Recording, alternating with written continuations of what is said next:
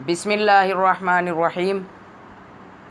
एक मसला है जो बहुत ज़्यादा इसमें लोग जो है ये बहुत ज़्यादा ज़रूरत पड़ती है सभी भाइयों बहनों को। ये मसला ज़रूरी है कि इशा की नमाज़ में अगर कोई 9 रकत पढ़े तो क्या उसकी नमाज़ हो जाएगी।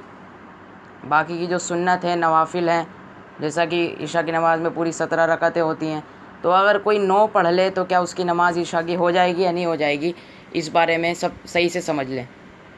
तो देखिए, इशा की नमाज़ में अगर कोई 9 रकात, 4 तो फ़र्ज़ और 4 फ़र्ज़ के बाद 2 सुन्नत मुअक्कदा और 3 वित्र, अगर ये मिला के पूरी 9 रकात बन रही हैं, तो अगर कोई 3 वित्र, 2 सुन्नत, 4 फ़र्ज़ पढ़े तो उसकी नमाज़ देखिए, समझ लीजिए उसकी नमाज़ हो जाएगी। नमाज़ उसकी हो जाएगी, कोई उसको ना गुनाह मिलेगा, कुछ नहीं होगा, उसकी नमाज़ हो जाएगी।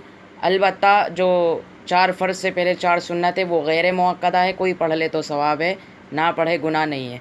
बाकी एक जो है वित्र से पहले 2 नवाफिल होते हैं और वित्र के बाद 2 और नवाफिल होते हैं, अगर इनको भी कोई पढ़ ले तो सवाब है, नहीं पढ़ेगा तो कोई गुनाह नहीं है।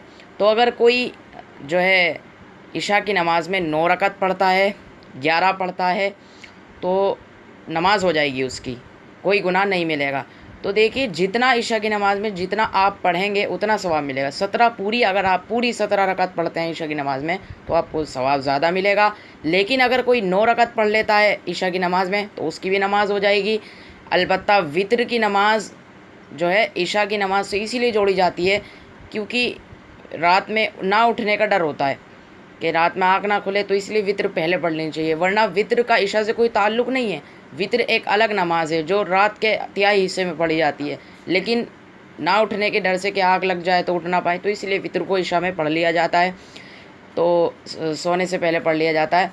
तो इशा की नमाज़ में असल हैं 4 फ़र्ज़ और 2 सुन्नत मुअक्कदा, और बाकी वित्र की नमाज़ वो भी असल ही है। तो इस लिहाज से 9 रकतें पूरी आपको कंप्लीट करनी चाहिए, 9 रकत से नीचे नहीं, 9 रकत तो आपको पढ़नी है।